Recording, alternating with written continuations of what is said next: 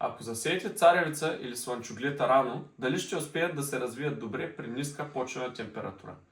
Всички сме виждали как някои партиди семена стартират много по-трудно от други.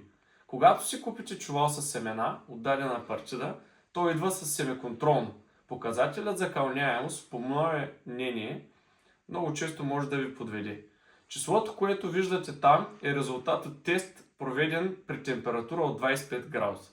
Проблема е, че при нашите почви тази почвена температура се постига чак през месец юни.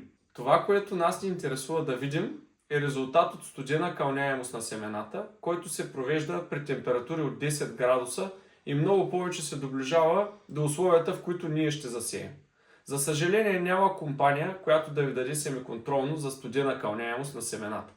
Затова бих ви посъветвал да вземете семената си по-рано и лично да ги изпратите на лаборатория, която предлага тази услуга, или да заложите собствен опит.